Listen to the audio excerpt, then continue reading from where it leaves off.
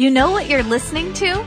Is that a trick question? It's the I Still Love This Game podcast with your host, Matthew Damian. He's an idiot. Don't listen to this. He's an idiot.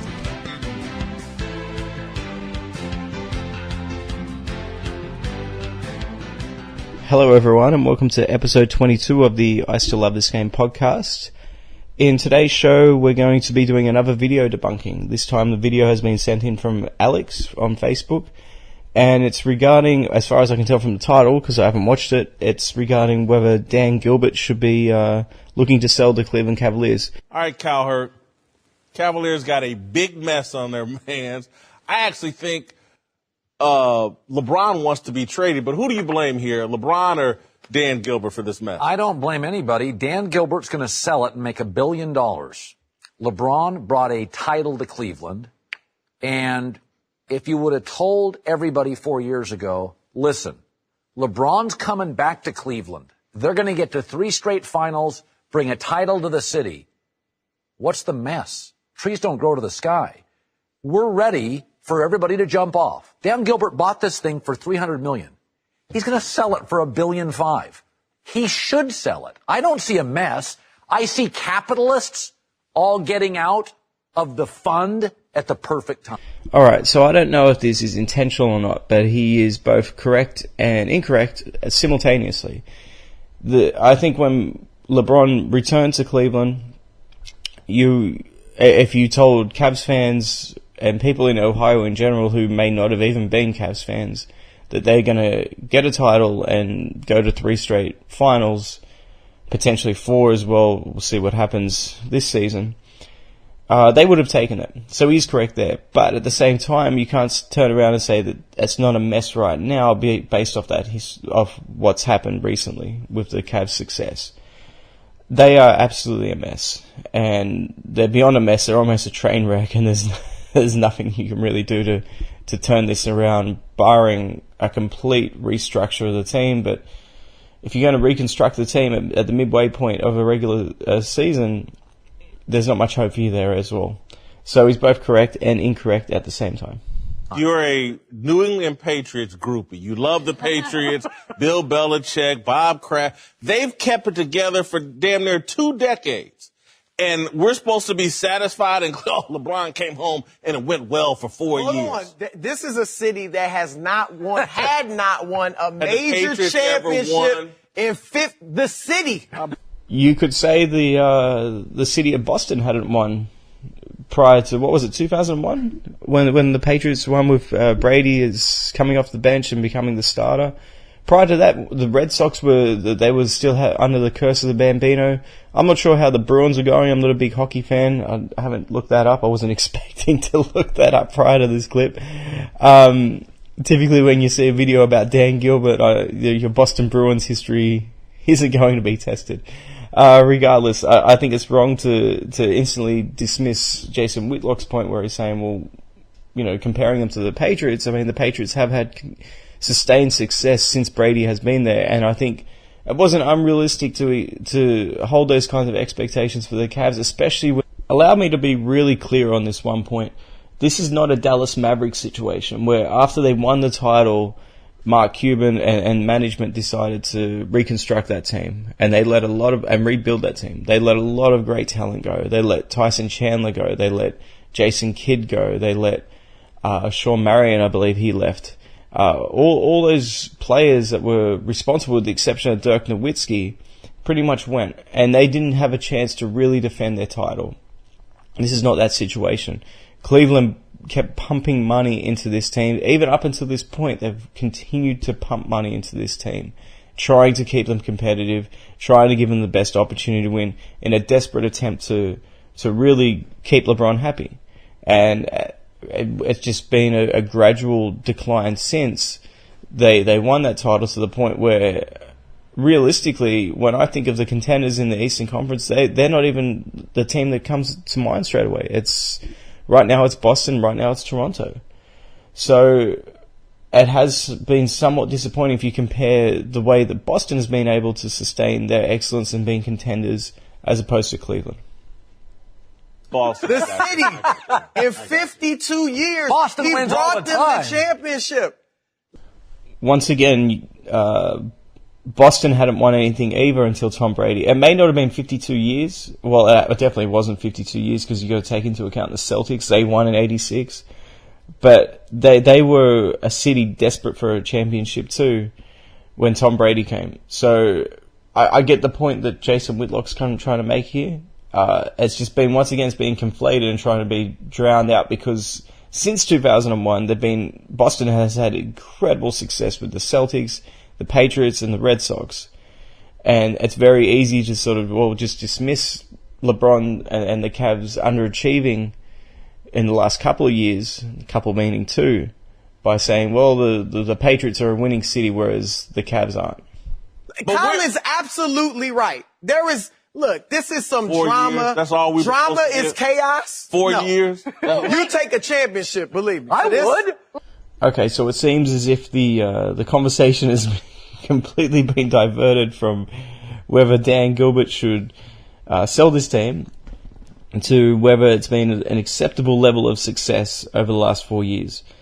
I would agree that if you offered any Cavs fan, or as I said, anyone around Ohio with ties to the Cavs, one title and 3 finals appearances during this period, that they would have taken that in a heartbeat. I completely accept that. But that doesn't mean they didn't underachieve or underperform as well, especially when getting to the finals has been so easy. So I don't want to harp too much on that, but that needs to be an asterisk there as to how successful it's really been. Yeah, one title was impressive. I get that, especially considering that entire city was, by a lot of people's estimations, cursed. Whether you're talking about the Indians or the Browns or even the Cavs to a lesser degree. And they did break through and they did win a title. So congratulations to them. But when you look at the talent and the money that's been pumped into this team, is one title enough? And I can see both sides of the argument with it. Like Stephen A., I also have some news to report, and it's that LeBron James has started a GoFundMe for his next secret project, which I'm guessing is to buy the Cavaliers so he can be the owner, the GM, the coach, and the player. Would you not be surprised if this happens one day? What?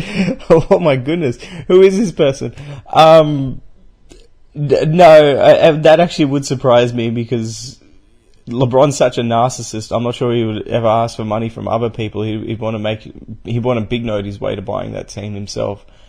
Regardless, obviously this is a joke. People probably don't realize that was a joke because they get so sensitive when anything about LeBron is said that's not calling him the next Jesus Christ. But you can't be an owner and the player at the same time, unfortunately.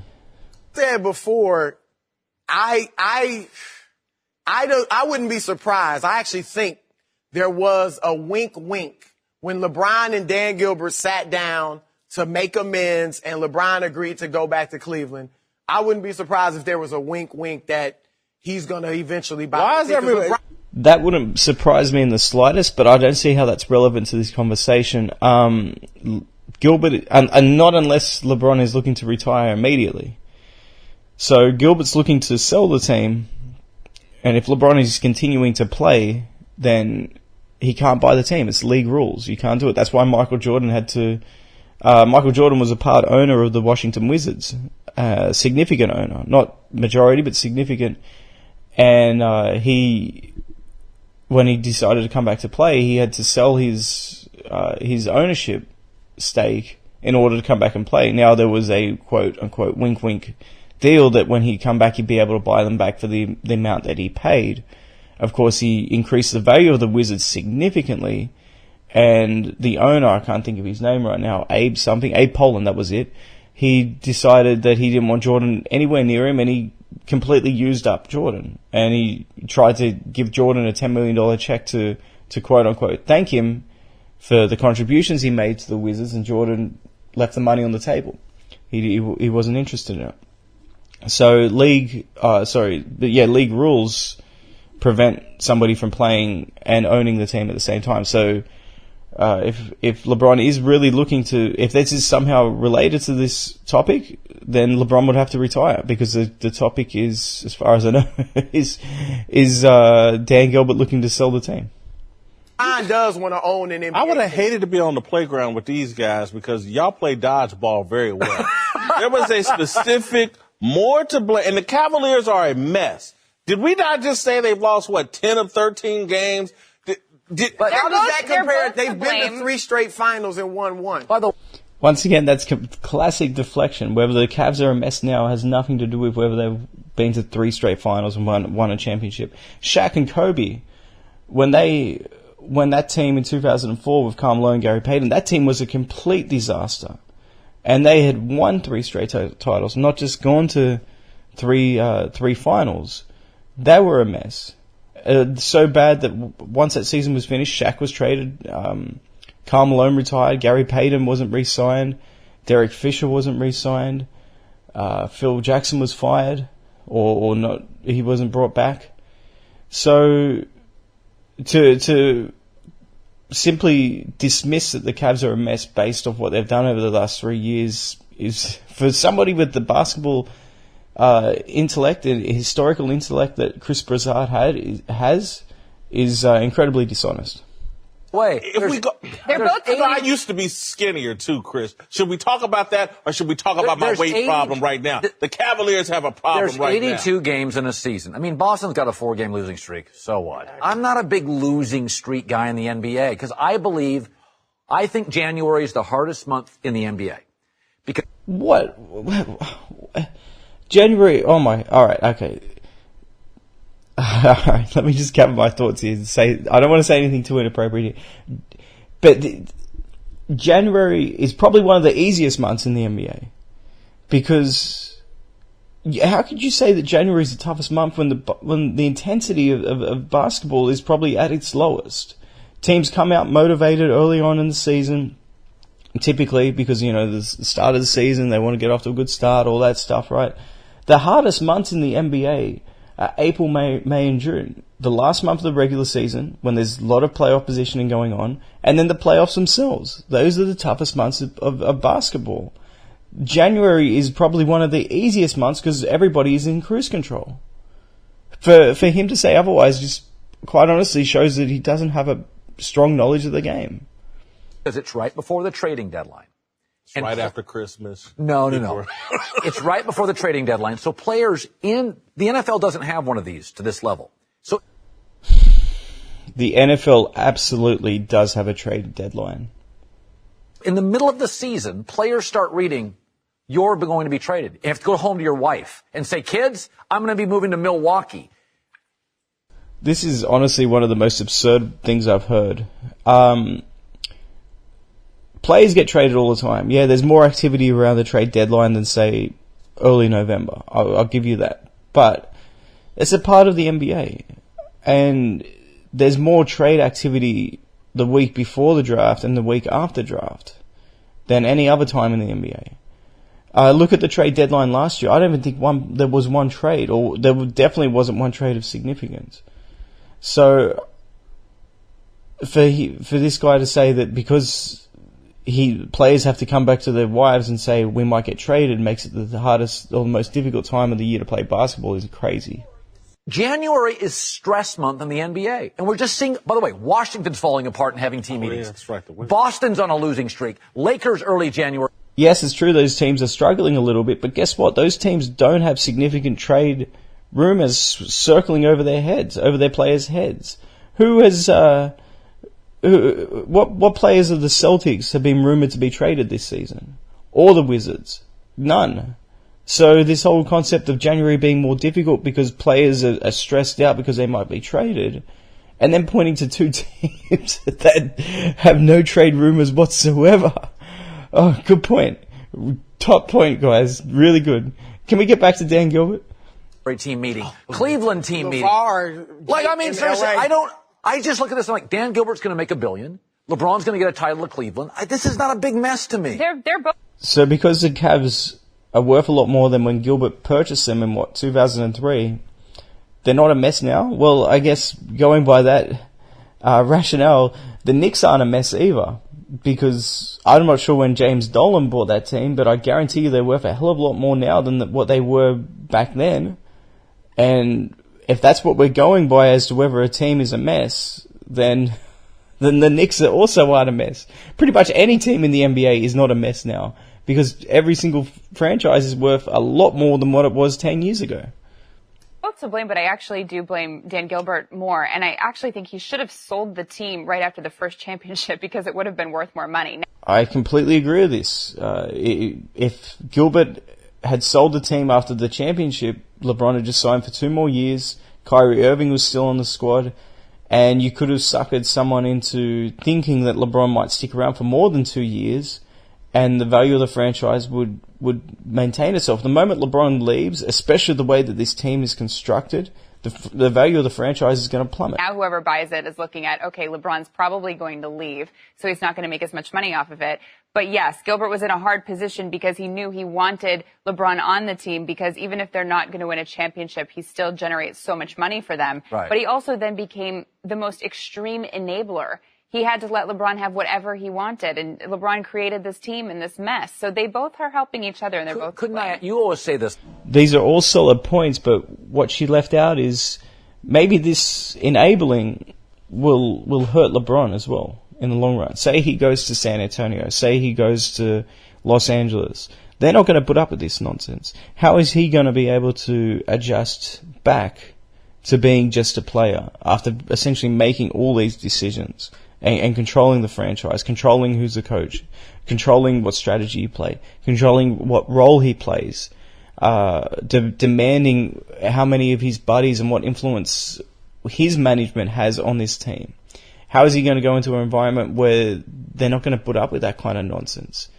And whether he can adjust back to just being a player or not may really determine how long he plays in the league, because if he can't adjust back to it, and he realizes that Cleveland was really the only team willing to tolerate that kind of nonsense, he may just walk away.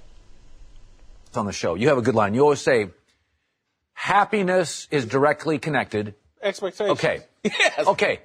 When couples get remarried again, divorce, 77% they get divorced. This was always a relationship bound to be quick. It really was. When you divorce somebody, it was... Okay, I've got to stop this right here. This is not a marriage. There are no children involved. You're not living with the person. You don't have to... This is such an unbelievable analogy. It's so ridiculously stupid. That's like me saying when I go into McDonald's, it's a quick relationship and my expectations of the food aren't very high, so therefore that I should be satisfied with whatever I get. This is asinine, and they're just talking for the sake of talking. Nothing of substance is coming out at this point. Very dramatic. They got remarried. That doesn't last forever. Yeah, I'm going to go with it. I agree with you, Colin. You know what we say about couples who get married and divorced again? What? That's a mess. Hot mess.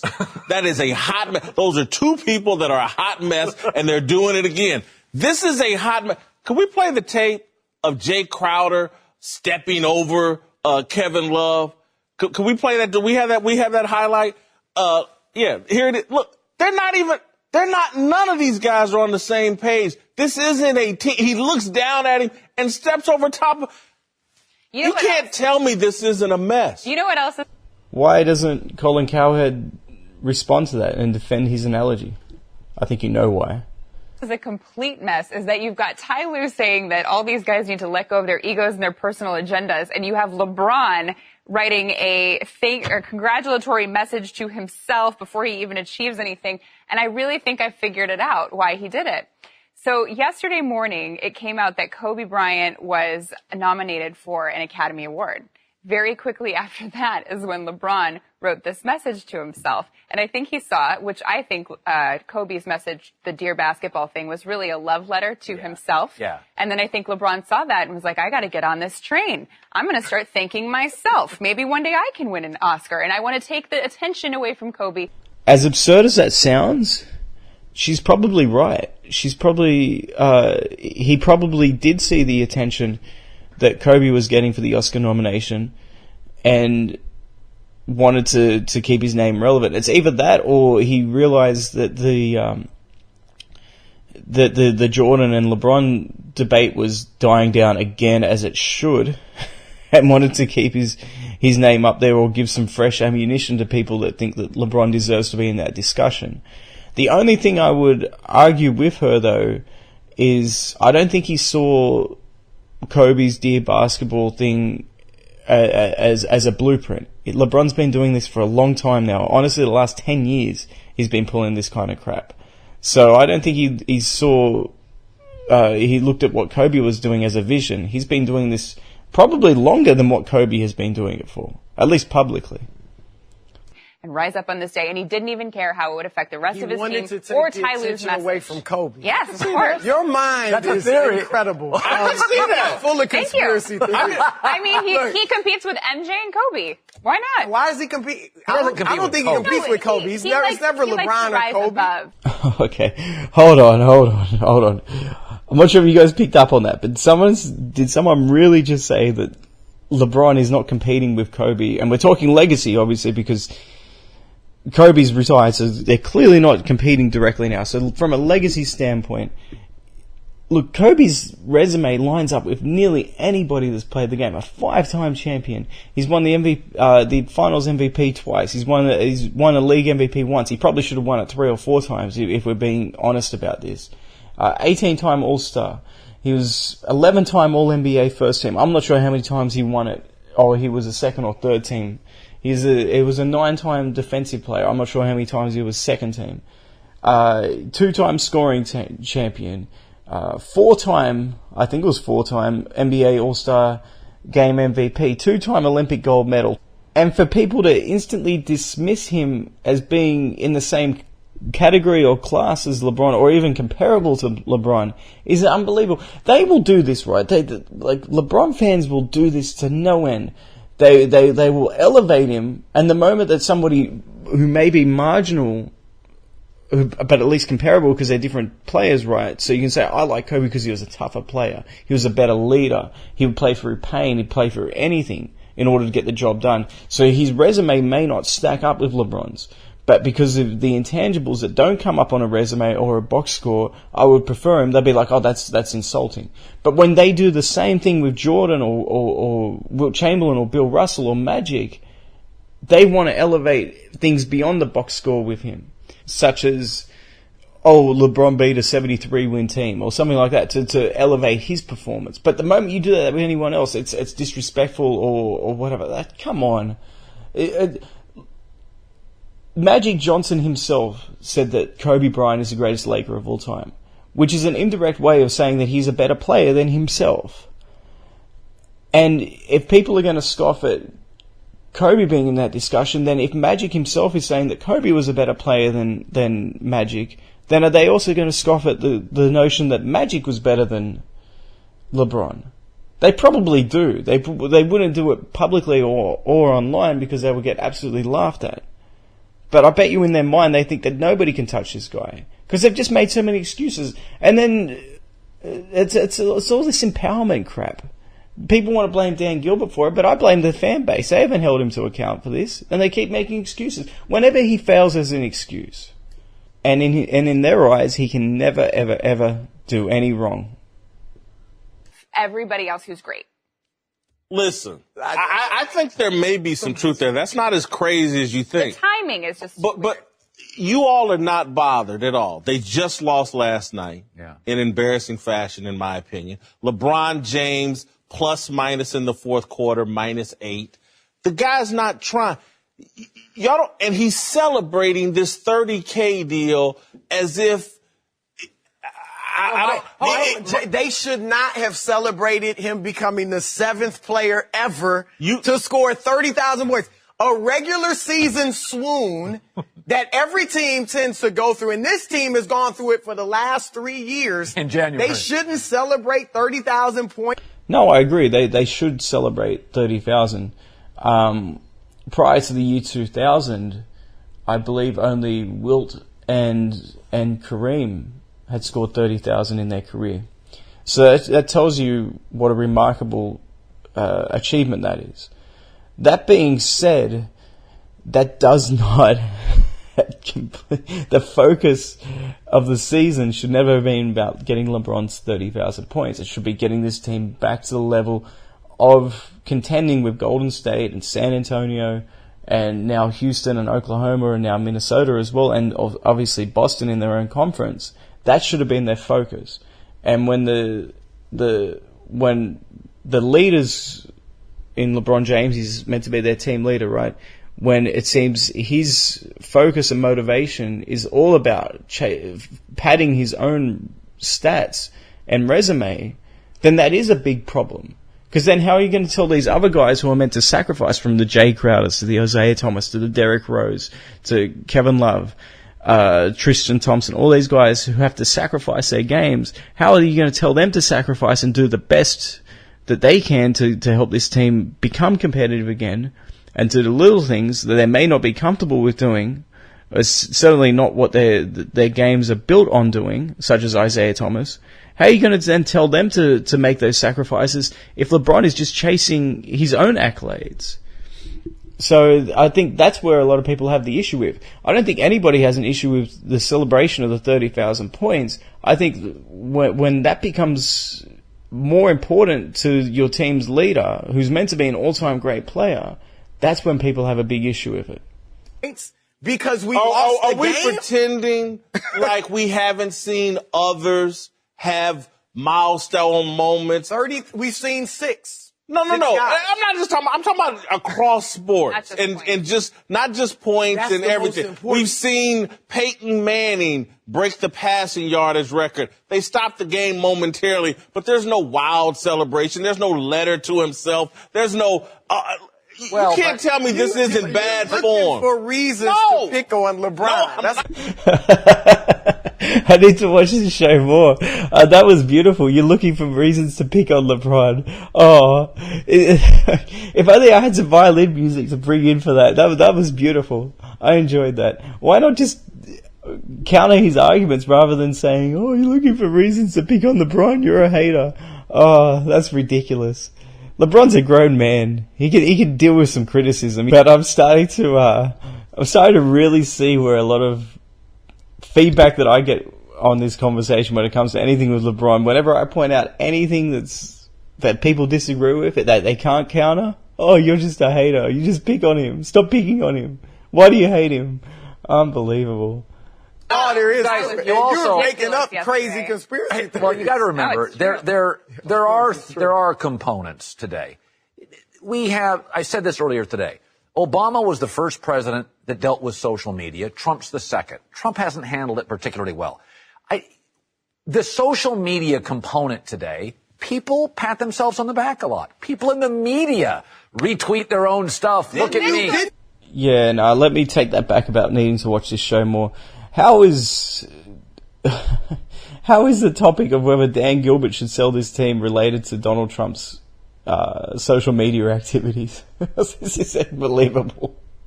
Didn't you once write that you should win a Pulitzer Prize? And I should have. But you wrote that. You're lucky we didn't have Speak for Yourself back then. We'd be roasted. You'd be roasting yourself. I got roasted for it. I got roasted for it, and I got no problem. All right, that's about it. As much as I can handle.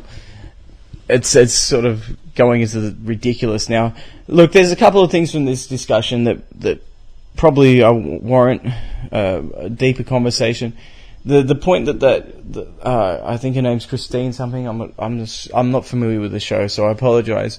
But where she was bringing up that this was intentional. The timing was very intentional of LeBron to try to put the attention back on him.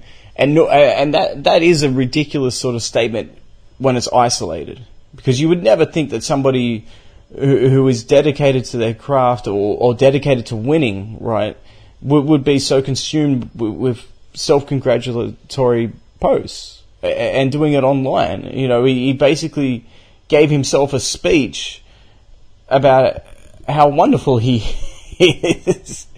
And as I said, that sounds ridiculous. It truly does sound ridiculous. But then you look at this guy's history. I mean, you think back to some of the stuff that has come out of his mouth or his management's mouth. Just think back. This is the same guy remember when he was accused of quitting Cleveland? What was it, 2010? And he had 2 shockingly bad games in this playoff series against the Celtics. I think it was Game 2 and Game 5, as well as Game 6 as well. He put up 38 points, but he also had something like 10 turnovers, 9 turnovers. I can't remember. Don't have the numbers in front of me. But he had some really bad performances. And there was talk that, and I wish I was making this up because this is so absurd / disgusting. But there was talk that Delonte West was sleeping with his mother, with LeBron's mother, not Delonte West's mother. And that's what distracted him so much, and that's why he was so ready to leave Cleveland. And where do you think that rumors came from? It didn't come from LeBron, but it probably came from his management, all these idiots, these talking heads, who will make any excuse whatsoever for LeBron just playing bad. Think back to the decision. Instead of just handling it as most people do, holding a press conference, he goes on national television, at a Boys and Girls Club so we could donate the money, right? It's not like, if that was his motivation, why not just send them a whole bunch of merchandise from Nike, or Nike as you guys call it in the States, and also cut him a check. He makes enough money to do that. Why does he have to go on national TV to embarrass his hometown team, the team that he grew up loving? It's not obviously his hometown, but home state. He's from Akron, that's Cleveland. And embarrass that entire state and do it that way. Why does he have to do that? Because he's a narcissist. He wanted all the attention. It took all the attention away from Kobe, who was going for his third championship, his second three-peat in his career. It took all the attention away from that and put it squarely on his shoulders. Why is it when they get absolutely crushed in the finals, whether it's 2014 or last year, he just sits up at the podium and shrugs it off like it's no big deal. Well, I'm doing my part, guys. Look at my box score. I'm doing great. The same thing is happening this season. And you know what? It's no surprise to me that not just LeBron wants out, Kyrie Irving had enough of it. And now even the owner has had enough of it, and he wants to get out of it. So, as to whether Dan Gilbert is blameless in this, absolutely not. I think he did enable it. I think he let it go for far too long. He should have put his foot down a lot longer. But based off what had happened before, where he probably did put his foot down with LeBron. And LeBron bailed to go to South Beach. What choice did he have, realistically? And I always thought when LeBron wrote that letter saying that he was coming home and all that other nonsense, I always thought it would have been so poetic had the Cavs said, we don't want you. They wouldn't have done it because it would have been a bad business decision, but my goodness, that would have been amazing. Anyway, guys, this was a bit of an impromptu podcast. I hope you enjoyed it. If you enjoy these debunkings and rebuttals or whatever you want to call them, send the videos in, send the links in. I'm happy to pull the videos offline and then edit and do it the way that I've done here. But yeah, be sure to subscribe. We're on Spotify now, so be sure to follow us on Spotify. And I look forward to the next episode. Thank you.